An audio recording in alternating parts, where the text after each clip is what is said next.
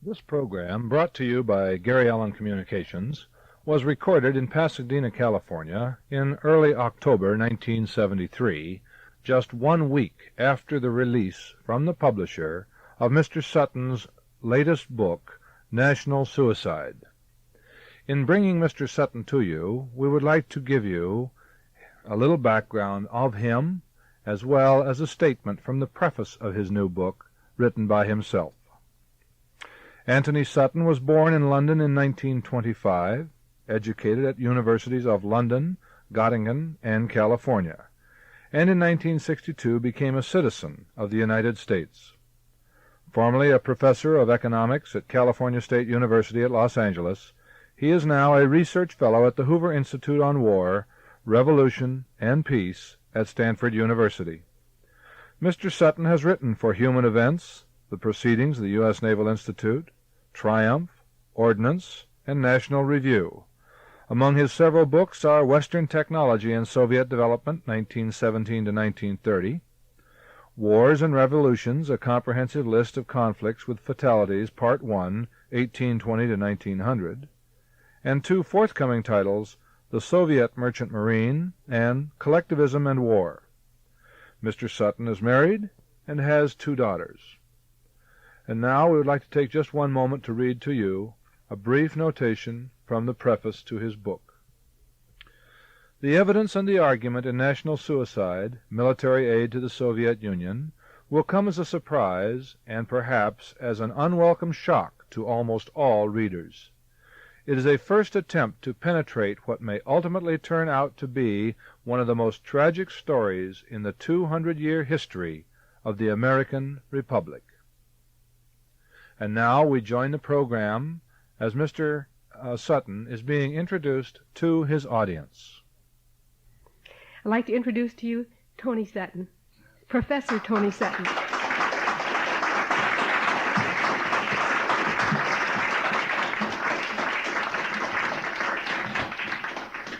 Thank you very much, Marion. This is quite the most unusual layout I've ever encountered, where I have people on 3 sides. And I hope you will excuse if temporarily I seem a little vacillation from left to right. What I'd like to talk about this evening is my latest book, National Suicide, which truly is hot off the press because it, I think, is only due to be released this week. Now, it should be easy for an author to talk about his own book. And usually I think it is. But this one is difficult, because if ever an author did not want to write a book, I am that author, and that is this book. The book itself is a book of facts. There's an introduction. There's chapter 13, where I draw together some threads and conclusions. But essentially, it is empirical observation, and in my experience, I've worked on this thing for 15 years now. Nobody has yet challenged me on the basis of fact. Nobody. And my visitors include visitors from the Soviet Union, from Poland, from the Pentagon, all over. No one has yet said Sutton is wrong on a fact. And if you ever hear of anyone, I'd like to talk to that person. Now, how can I summarize 15 years in, what have you given me, 1 hour? I'll do my best. Let me first go back 15 years and tell you how I came to write National Suicide. In other words, paint the background to this picture. And then, very briefly, I'll tell you what the book is about, and if we have any time left, perhaps I'll try and fill in some of your questions. Now, the threads of the story, I can pinpoint the source quite exactly. 1958, Salt Lake City. I was in a motel. It was a snowy weekend. I had nothing to do. I went down to the only bookstore, I think, in Salt Lake City. The only book that to me looked interesting was a book by Leon Trotsky. Probably been sitting there for 15 years because no one else had bothered to read poor Leon Trotsky. Well, I bought the book and I read it. And I was intrigued. Because Trotsky was writing about Soviet Russia in the 1920s. And Trotsky was in charge of foreign concessions in the Soviet Union. And I had never heard in standard history of foreign concessions in the Soviet Union. It's just not in the history books. This is where Western firms went into the Soviet Union and built the first 5-year plan, the second 5-year plan, and so on, right down to today. There's nothing in the history books about this. It was directly opposed to everything I thought to be true. Now, Trotsky, of course, is a communist. Lies can be truth to a communist. But there was something about the book that rang true. I knew, because I had a technical background, that you just do not build steel mills and nitric acid plants from scratch. There's got to be a technology. There's got to be a lot of technical work, design work, preliminary work. You just don't start and build a 5-year plan. Obviously, they got the technology from somewhere, so I started to dig into it, and that's a long story. By about 5 years, by the early 1960s, I knew that I had something which had not previously been reported. But there were gaps in the picture that I was beginning to outline. What broke it was I managed to get access to the State Department files, and I think they've regretted the day that they ever let me into the State Department files. And the story that I was developing in the early 1960s was that all Soviet technology, or at least the greater part of it, came in fact from the West. It was the product of Western ingenuity, of Western enterprise, of free enterprise systems. This had been blacked out, and that's very easy to check, because if you take a look at my argument, you'll see nothing about it in the standard history books. The Soviet Union was actually built by Western technology, by Western firms, and by Western enterprises. Now, 10 years ago, I was a professor of economics at what is now Cal State University, Los Angeles, and as you know, being a professor of economics beats working for a living. And consequently, I had quite a fair amount of time to spare. The students kept out of my hair, going a couple times a week and give a few lectures. So by 1966, I had the first volume written. It's called Western Technology and Soviet Economic Development, 1917 to 1930. The second place I sent it to was the Hoover Institution at Stanford University. They accepted it right away. It was published in 1968. This, by the way, is the all-time, I'm not bragging, but I want to fill in a picture, because this becomes important later on. This is the all-time bestseller in the history of the Hoover Institution. Up to that point, I had not been able to get backing from anybody. I was even naive enough to ask the Council on Foreign Relations. I thought this was a research outfit, and they were very polite and said, no, we can't help you. So that was my money that went into that thing. But I'll give credit where it is due. Hoover Institution picked it up and ran with it and brought it out in 2 years. Then I went to work on the second volume, which was 1930 to 1945. I was still teaching. The last part of this was written at the Hoover Institution. Again, it was brought out very quickly. By 1971, the second volume was in print. Then I went to work on the third volume, which covers the years 1945 to 1965. That was finished 3 years ago. It was accepted for publication 3 years ago. It is not available today. It was scheduled for publication early 1972. If anybody wants to challenge it, I have the page proof, and I can send you a Xerox copy of the title page with the copyright date 1972. In other words, Volume 3 has been ready for publication for 3 years. It has not been published, through no fault of mine. You can make what you like of it. I just state the facts. So what I've got then are 3 volumes published at Stanford. They are a precise technical examination of Soviet technology and industry. I take each Soviet process in turn. I trace back the technical origins. I'm not going to bore you with it. But just to give you an example, I will take the iron and steel industry, the classical blast furnace process. I'll look at the Soviet blast furnaces. I'll trace back the origin to the West. It's this kind of thing, very precise. Let me give you another example. I know that exactly 68% of the Soviet merchant marine has been built in Western countries. I know that 82.1% of the marine diesel engines in these ships have been built in the West, and the other 20% were built in the Soviet Union at Bryansk and Leningrad under Western technical assistance, under Western license. They've got 6,000 ships. I probably know more about their ships than you know about your automobile. I know the cylinder diameters, the piston stroke, the model numbers of every diesel engine, every Soviet ship. I didn't get the information from Washington. I had to get it from the Soviet Union. A socialist country with apparently complete censorship. Now, you can be the judge, because what I did in National Suicide, I have reprinted the list of Soviet ships used to supply Haiphong, 96 of them. And the list is here, and I've listed the name of the ship and its Soviet register number and where the engine came from and who built it. It's all there.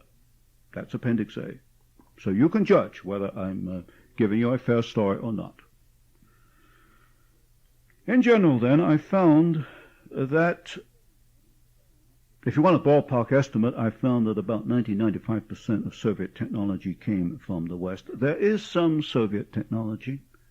For example, medical sutures. They have a little wound stapling machine, which I think sells even in the United States. There is some, but not too much. Their best work, I'm not saying the Russians are stupid. Their best work is in pure science, mathematics, science. They cannot innovate because of a statist, centralized, central planning system. It is the system that stops innovation, not the lack of Russian ability. The Russians are just as capable as you and I. Now, my first 2 volumes were reviewed quite widely. Again, I'm not saying this to build up myself. I don't have to. It is part of this picture. Reviews from France and Germany and Holland, but I can't read Dutch, so I don't know. I think it's good because I know enough German to. I think I know what they're saying. Those from France and Germany are excellent. They're enthusiastic. For example, I've just read one from France which says, if all American scholarship can maintain this standard, then it is from America that we will see the definitive works on world communism. They don't know quite what the American academic institution is doing to me, but we'll get into that later. Those from the United States are much less enthusiastic, and of course those from the Marxists are a bit sour about the whole business. Oddly enough, some of my most interesting visitors come from behind the Iron Curtain. And not one of them yet has challenged me. They accept what I say. They know what I'm saying is the truth. Now, here we get to the crux of the problem, why we're here tonight. By 1968, it was obvious to me that the Soviet military-industrial complex also originated in the West. Not only the economy, but the military aspect. And this military complex was integrated with the so-called civilian economy. Now, what they say in Washington is quite different. They say, no, there are 2 separate structures. You've got a military structure and you've got an economic structure. And if you deal with the economic structure, this has no effect on the military structure. This is nonsense. And I think they must know it. Because I quoted in National Suicide examples where the Soviets themselves say that the 2 structures are very, very closely united, and indeed that imports, the first priority in imports goes to military goods. But there's another point here. All military goods need industrial products. You don't just have a machine that turns out tanks. You make a tank out of steel, out of aluminum, out of nylon, out of plastics. These products are also used in the civilian sector. You don't have separate steel mills for tanks. Of course not. You just buy your steel from the civilian so-called economy that uses a slightly different, somewhat different specification. So your civilian, I call it civilian, your civilian structure is actually in any country the basis for its military output. And this is the core of the problem. Now let me bring this right home to you very, very quickly. I use what I call the bullet example. This is a bullet. It's been fired. Normally it has a back end on it which has a propellant charge. But it gives you an idea of how you can pin this thing down. A bullet has a jacket, which this one happens to be cupronickel, copper, and nickel, and it has a little back end of it which has a propellant, which is normally nitrocellulose. All right, take the nitrocellulose first. And most men, by the way, get killed by bullets or shells, which are just big versions of this. Where do the Soviets get the nitrocellulose? Well, it's in national suicide. I've got the names of the companies. DuPont, Hercules Powder Company. And the Hercules Powder Company knew that the plant they were putting in was for military purposes, because in the State Department files I found their letter in which they said they hoped they'd get permission to ship it, even though it had military potential. I've given you in National Suicide a list of the ammunition used in Vietnam. I've given you the propellants used, whether it's tubular cellulose, the different types of nitrocellulose. And I tell you in there where they get the nitrocellulose from. In other words, you can pin this thing precisely back to Hercules Powder Company and the DuPont Company. The front end of this thing is basically copper and nickel. Their nickel technology comes essentially from the International Nickel Company, and in my second volume, Western Technology, that is pretty well shown. Their copper mines were developed by, as a matter of fact, by a Los Angeles company, Southwest Engineering Company, which used to be, I think, down on Figueroa Street. They went in the 1930s and developed their mines. So anyway, you can take a thing like a bullet. I could go on just on a bullet for a couple of hours, but we just don't have that time. You can trace this back precisely to a Western origin. Now, this is the core of the problem. You cannot separate industrial technology from military technology. It's intimately integrated. Now, when you sell to West Germany or Great Britain or Australia, you don't worry whether the product has any military application, because these countries have no hostile intent. And intent is the major word. What is Soviet intent? You first got to look at that. If it's peaceful, then it doesn't matter. You can ship them machine guns. It doesn't matter. If it's hostile, then you don't ship them anything. You just leave them alone. Now, back in 1968, this was the position I was in, to pick up my story again. We had a war going in Vietnam, which was being supplied by the Soviets. We had an administration in Washington that was repeating the 50-year myth of peaceful trade, and I've shown here a brief history of this 50-year myth. In other words, Washington was stoking up the war indirectly. It was shipping into the Soviet Union. The Soviets were using this technology to manufacture arms, going to Vietnam, completing the circle, coming back and killing Vietnamese and Americans. Let me give you a couple of examples. American pilots over the Ho Chi Minh Trail, they made comments that the Soviet trucks run by the North Vietnamese look like American trucks. They look like Ford trucks. What the American pilots didn't know was that they were Ford trucks, made by Gorky. Gaz is the symbol. Gaz 69, the whole series of model numbers with that prefix. Gorky was built by the Ford Motor Company. The equipment has been consistently brought up to date since the 1930s. And what worried me very much was in 1971, while Gorky trucks were on the Ho Chi Minh Trail, I could trace a shipment out of a New York company going into the Gorky plant, more machinery. In other words, I could precisely identify, even without government information, because obviously I don't get that past a certain point, I can precisely identify the circle. You stoke it up at one end, it comes back and hits you at the other, and you wonder why you can't stop the war. Of course you can't stop the war. The more you stoke it up, the more they're going to keep it going. So in 1971, I could see that there was a very real problem here.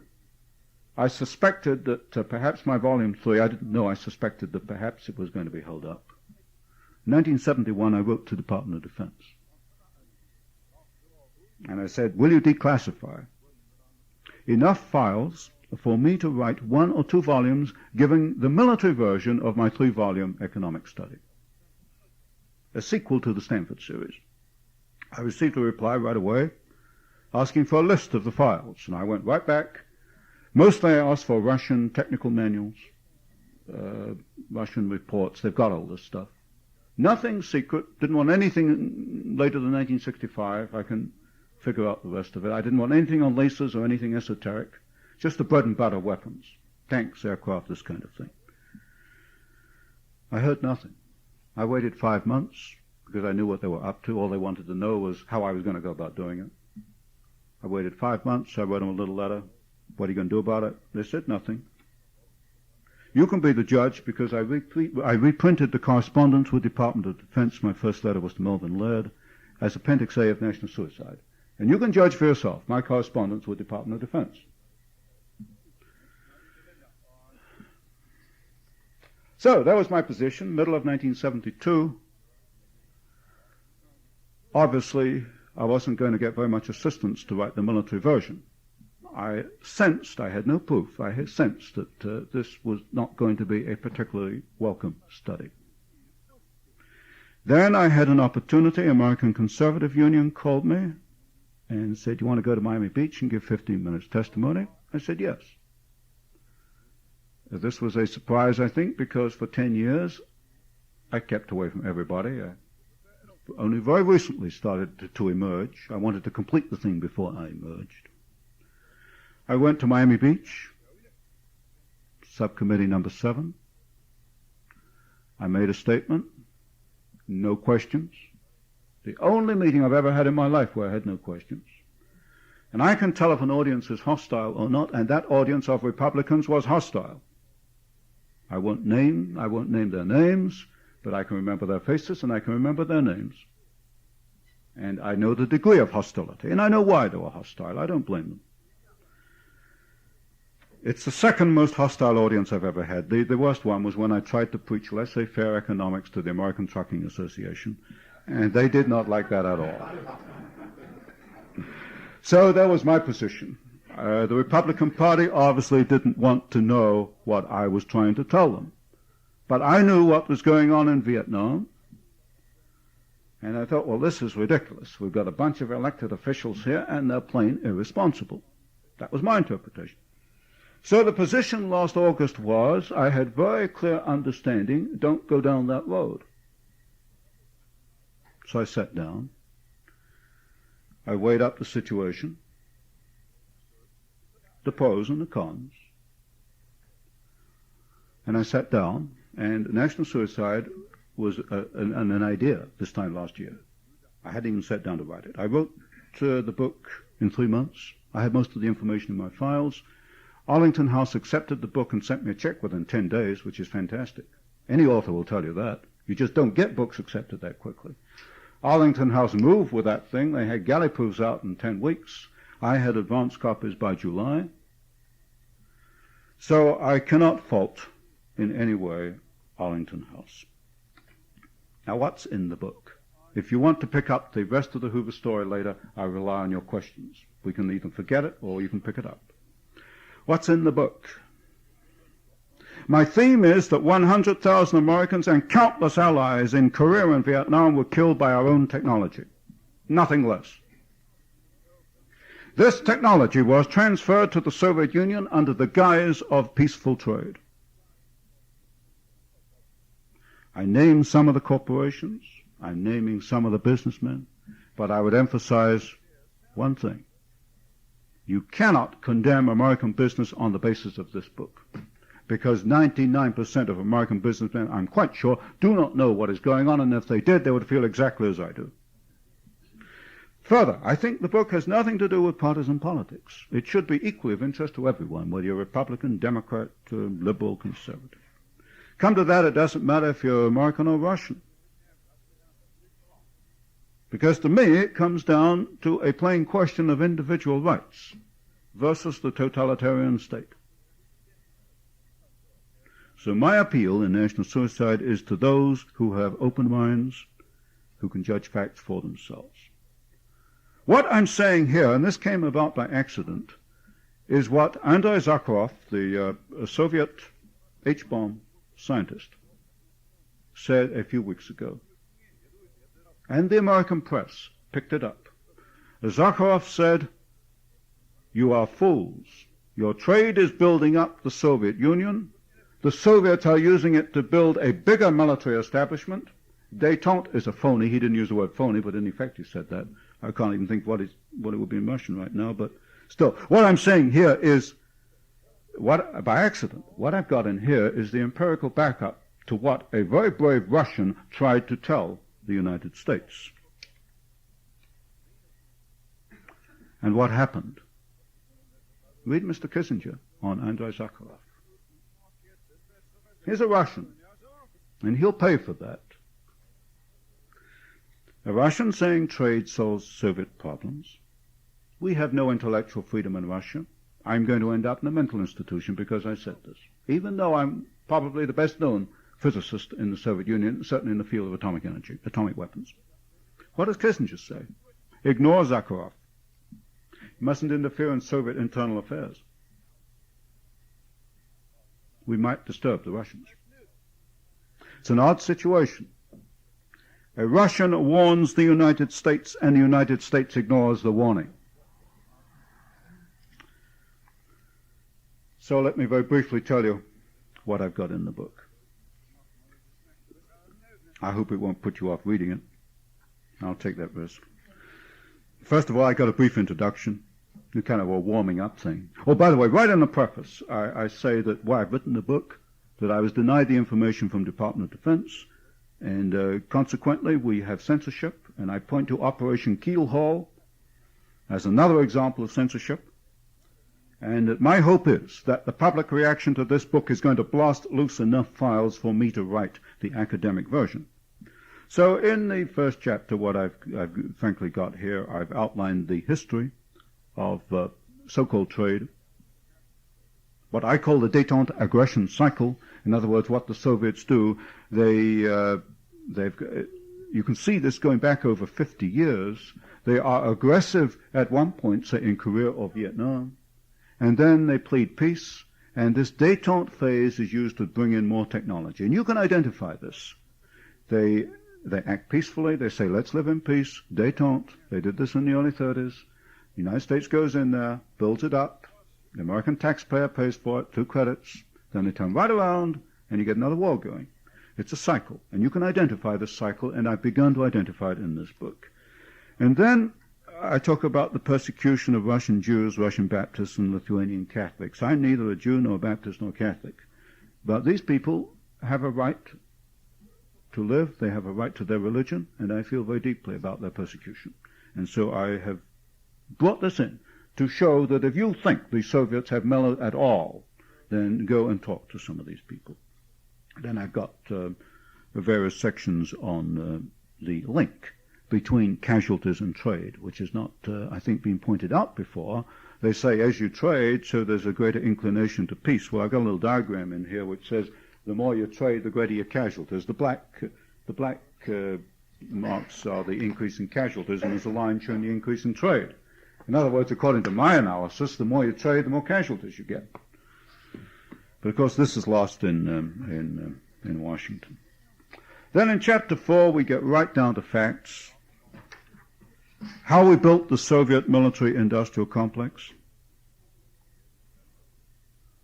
Who built it? It's very interesting. Some companies are identified with this, some are not. I'd never heard the name General Motors linked with Soviet trade until Wall Street Journal last week. Apparently they've finally given way. Up to now, the last 50 years, it's been Ford, General Electric, DuPont, Gleason, but not, up to now, General Motors, not Chrysler, not American Motors. International Harvester, yes. Caterpillar Tractor, no. Radio Corporation of America, RCA, yes. Hewlett-Packard up to recently, no. Well, of course, it's a fairly recent company, but Bell Telephone, certainly, no. In other words, you can pinpoint specific companies, and you can trace their association over 50 years. Then, chapter 5, I get into the direct supply of weapons. In other words, shipping weapons direct, and I think I have something here which I know has not been brought out before, and this is early 1918. The Bolshevik Revolution was the end of 1917. Early 1918, about all the Bolsheviks had, they had Petrograd and they had Moscow, and they were lucky to hold that. They almost lost that in March. They had a very, very tenuous hold on Russia in early 1918. But what did I find in the State Department files? I found that American munitions were being shipped to the Bolsheviks in early 1918. Not only that, they wanted credit. Let me quote. This is from a State Department document. This, I'm sure, is the first time this has ever been published. Quote, munitions that are now being evacuated from Archangel are sent to Moscow, the Urals, and Siberian towns. Soviet government desires to take up the matter of payment for these munitions and expects to pay for them in raw materials, but asks for time to organize the economic resources of the country. That sounds like 1973. Anyway, we go on like this. I've dug out some more documents, I'm sure not previously published. One I know will interest you, I think, and that is 1938, President Roosevelt's secret agreement with the Soviets. Only 4 people know about this in the United States and only 4 in Russia. What caught my attention was that President Roosevelt was talking about each power pursuing separate and independent courses about to the same objective. And I didn't quite catch on to that at first, but it recorded in my mind, and then I dug it up later. Let me read what President Roosevelt... this is a report, by the way, by Ambassador Davis about this agreement between Roosevelt and Stalin, known to only 4 people in the United States and none in Congress, 4 in the executive branch and 4 in the Soviet Union. Quote, this is Ambassador Davis reporting on this. It would be the part of prudence and wisdom on the part of each government to familiarize the other with facts which might be of substantial value in the future by reason of similarity of purposes and necessities, even though each power were pursuing separate and independent courses. At that very time, the Soviets were stoking up a war in Spain. They were certainly murdering their own people. That was the year when they killed, I think, 10,000 officers in the Red Army. And here we get President Roosevelt talking about similarity of purposes and a common objective. So, just at random, we go on then to a section on, we get down to the technical aspects then. For example, I got a section on Soviet missiles, the fact that they are using American accelerometers, and how the accelerometers got there, and how the ball bearings, the miniaturized ball bearings which you need for a missile, the company that, Bryant, Chuck and Grinder Company in the United States that sold this equipment. Congress itself said this was a matter of life and death to the United States. It was a tragic error to ship these. The shipment was stopped in the early 60s, but it was released very recently by President Nixon. In spite of the fact that Congress said this is a matter of life and death, President Nixon released the export of these particular machines for machining the races on miniature ball bearings, which is something the Soviets had never been able to do. In fact, I think there's only one company in the United States can do it. So they get more missiles that way. Then we go through other chapters. The Russians at sea, I look at their navy. In the air, I point out, for example, that the MiG-15 had a Rolls-Royce engine. And in fact, Soviet jet engines do derive from, there are two separate derivations. One goes back to the Rolls-Royce, Neen and the Derwent, the Tay, in the late 1940s, and the other from BMW and Junkers, two different series. And then I've got a chapter here on Congress and the bureaucrats. We spend $5 billion a year on intelligence, and apparently we don't know what's going on. I give examples of false statements made by Congress to Congress, not so far as I know to the administration. Then chapter 13, I ask the obvious question: why have we done this?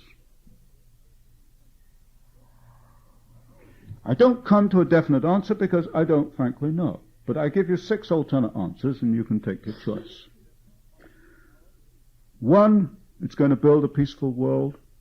It's détente. If we mellow the Russians, they'll come to love us, and we'll all live happily thereafter. So far as I know, nobody has ever said that détente includes the shipment of military goods or includes the build-up of their military structure. In any event, I'll quote you of all people, Arthur Schlesinger, in the Wall Street Journal last week, where Arthur Schlesinger said that the core of détente is intellectual freedom. There is no intellectual freedom in the Soviet Union. There is no détente.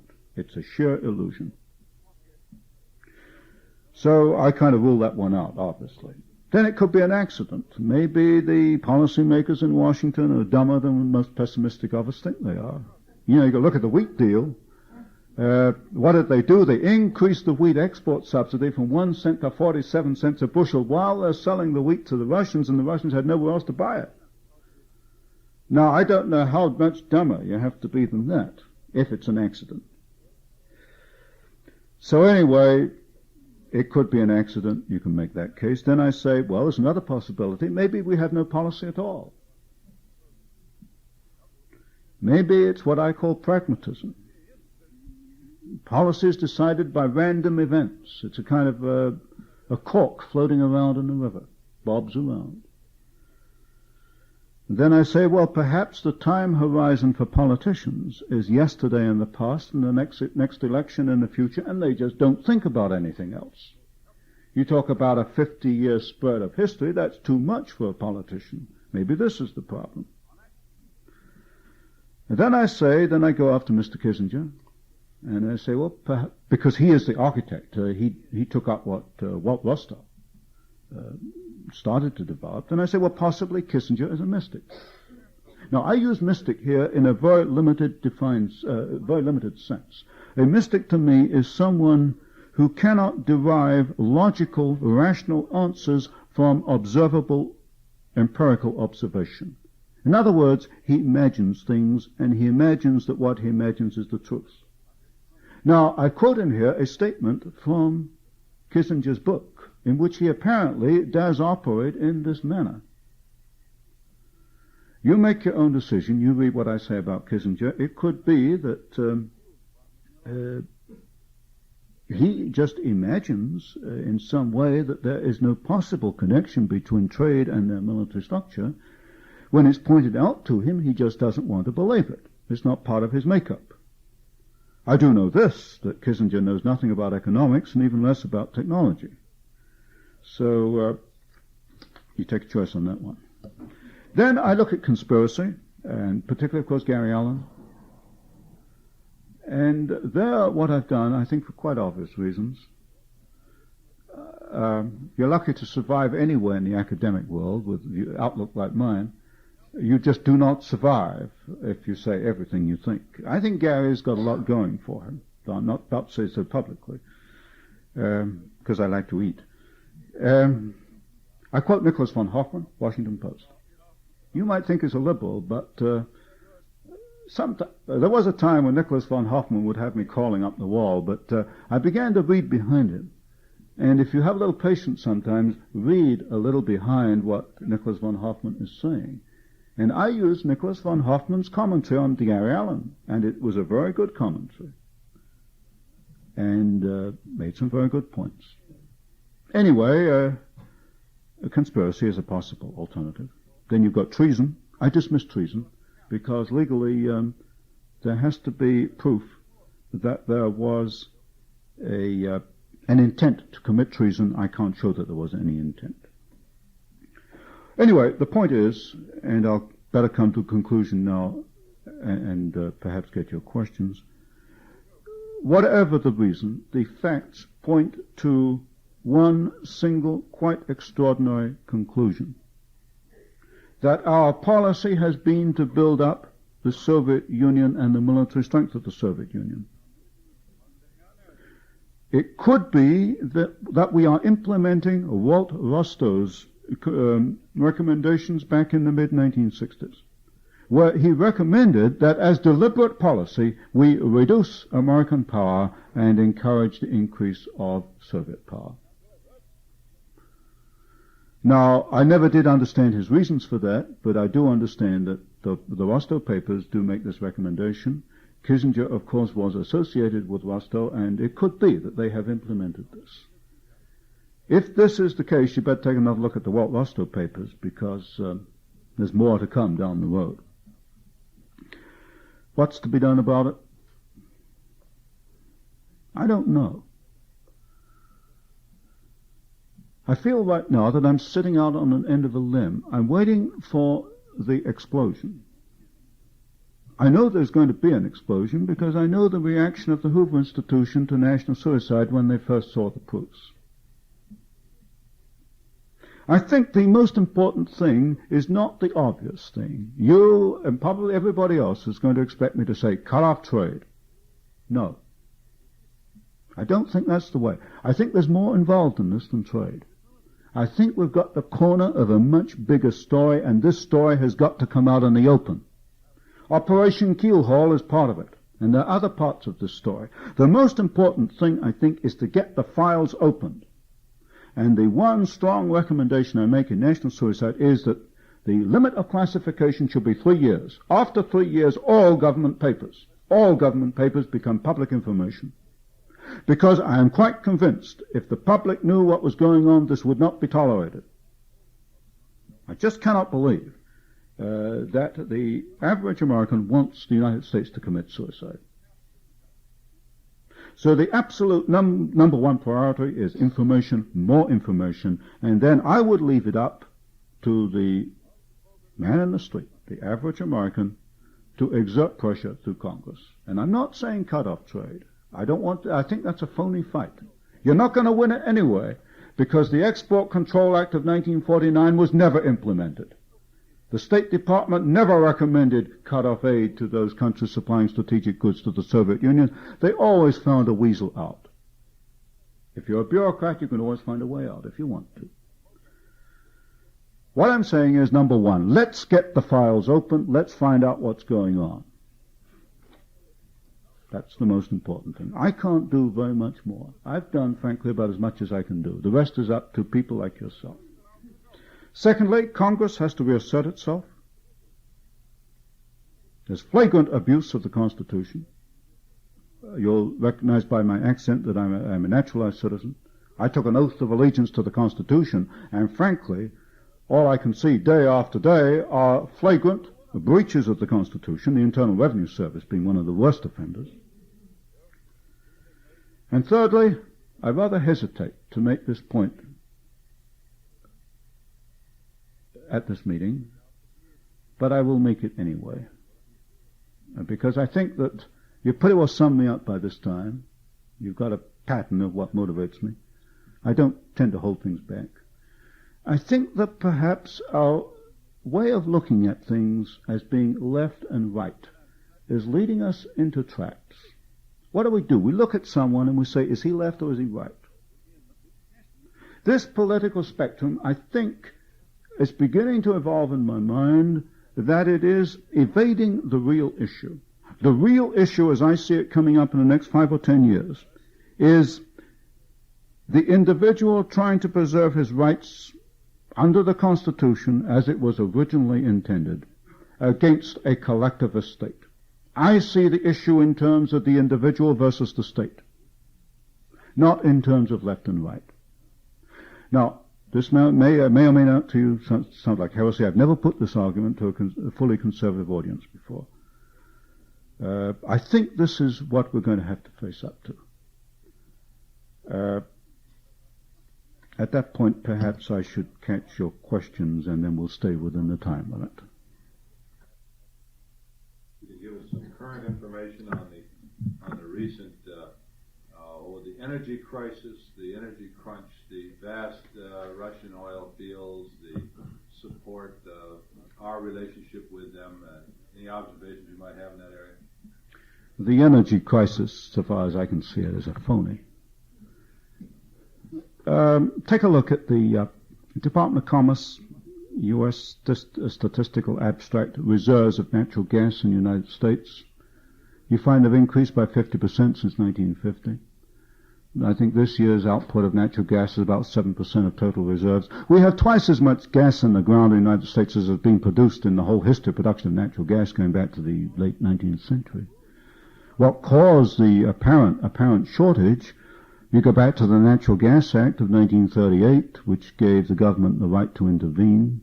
You take the 1954 Phillips Petroleum decision, which put a ceiling on natural gas prices. Then, of course, this reduced incentive for natural gas producers to produce the gas, so you get a shortage. Anytime you interfere with a laissez-faire economy, you're going to get problems. This natural gas shortage was created, obviously, by government interference. Crude oil, I wrote a paper back in '69 in which I predicted almost exactly what has happened. I'm going to have to dig that paper up. I even predicted, I think, the Libyan situation. So, I mean, I've got actual empirical proof that my projection was right there, that we should have lifted import quotas a long time ago. That covers your two main. Of course, then you've got the environmentalists as well. But this heavy influx of American technology now being talked about to the Russian area, so we will develop the field, we'll put together the refineries. Is this another similar to the steel business? Well, yes, but the estimates are that Siberian natural gas is going to cost about anywhere between 2 and 4 times as much as Texas gas. It can only be done if you get credits from the Import-Export Bank, and I presume that will be done. It is a parallel to the situation of the 1930s. There's little question about that. It makes us dependent on Soviet gas. There's supposed to be mutual dependency, but look at it this way. Supposing the Soviets don't like us making a noise, for example, about Soviet Jews. They just turn the taps and cut off the gas. We're left high and dry without gas. Sure, we're dependent on them. But what about if we ship technology in there? They can use that for 20 years, for 30 years. You can't just pull that technology back. In other words, what we've committed ourselves is to a very wonderful thing. In other words, that our shipment of technology there is vital to them and is irreversible. But what they ship back is reversible in the sense they can cut it off anytime they want to. So we get absolutely the worst end of the deal. There's no question about that. By the way, on the SALT Treaty, talking about bad deals, that one, I've got a little section on that. That one is almost unbelievable. Each country, Soviet Union and United States, gets 2 ABM systems, and each capital country gets 1 system, and they can put the other system anywhere they want. So the American system goes in Washington, and the Soviet system goes in Moscow. But what have you got in Washington? If there was a threat of nuclear attack, you evacuate the bureaucrats, and all you got left is a lot of stones and waste paper. So, all right, drop all the bombs you want on it. But what if you got in Moscow? You've got the most important section of the military-industrial complex. Their main plants are in Moscow. So what you've exchanged here, it must have been brilliant to bring this about. You've exchanged defense of nothing for defense of the most significant part of the Soviet military-industrial structure. Now, I can't think of anything much crazier than that. I'm sorry I got off the track, but it just reminded me of that one. Yes, sir. On what basis do you say that, or do you assume that we all divide everything into right and left? Excuse me, sir. I did not. The question is, by the way, on what I said about right and left. Excuse me. I did not mean to imply that you were individually doing it. Frankly, how I usually use that is not in relation to American political parties at all. It frankly doesn't enter into the picture here. Where I think it's got to be used is in a broader scale, where you're talking about national socialism on the right and international socialism being communism on the left. It's that broader political spectrum. In fact, Gary Allen in his book has got something very similar to what I'm saying, if not the same. He's got that spectrum, and I think Gary in his book says that the left-right spectrum is misleading. You've got to look at it in terms of a degree of centralization of power, which is exactly what I'm trying to say. Those 2 little diagrams in Gary Allen's book are exactly what I'm trying to say. Yes? I have a question about how long it takes a complete trade No, please don't. You've made me think that perhaps we're further along the road than I thought. See, I'm at the end of a research project. And the conclusion in my mind is we're not going to solve this thing by clamping down on trade. I think we can do it with more information. Now, that's a long, long way from developing policy. What are we going to do? And there's got to be all kinds of discussion between what I've arrived at and where you actually go. Maybe we can't do it just by opening up the files. Maybe we've got to clamp down on trade. In other words, my mind is wide open. But the point is, I'm at the end of a research stage, and I have these ideas developed. But this is a long way. If you're thinking in terms of resolutions, no, please. I mean, let's get some policy out of this. And this thing's now got to be kicked around and see, where do you go from here? It may be you have to cut off trade but fire the bureaucrats you've got and get some you can trust. Maybe that's the way to go. Next step is definitely information. In other words, hold as you are with trade. Hold with the clamping down on trade as a temporary position. But don't commit yourself to it for 50 years, I would suggest. But information is vital. You've got to find out what kind of deals have been made with the Soviet Union. That's vital. Because I suspect the worst. I suspect they've sold the thing out just lock, stock, and barrel. Now, that's my suspicion. Yes, sir.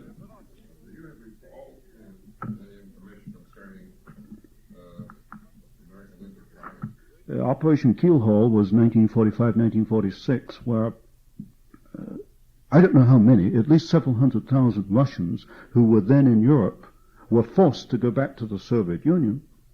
They were forced by American and British troops to go back, and there are still graves in Austria on the bank of the River Drava of 142 Russians who committed suicide rather than go back to the Soviet Union. Now, this was a flagrant violation of the Geneva Convention, because paragraph 33 of the Geneva Convention just flatly does not allow you to force someone back when he doesn't want to go. You can claim political exile. And so these people probably ended up in Siberia. We're still doing it. If you think of the Lithuanian seaman Kuderka, who jumped from a Soviet ship to an American Coast Guard cutter in American territorial waters just 2 years ago, and the Coast Guard commander, under instructions from Washington, allowed the Soviets to come on board an American naval vessel in U.S. territorial waters. They beat the Lithuanian sailor and dragged him back on the Soviet ship. That's another flagrant violation. Now, I'd like to see the papers on that. Anyone? You're the only one, Ron. Oh, excuse me.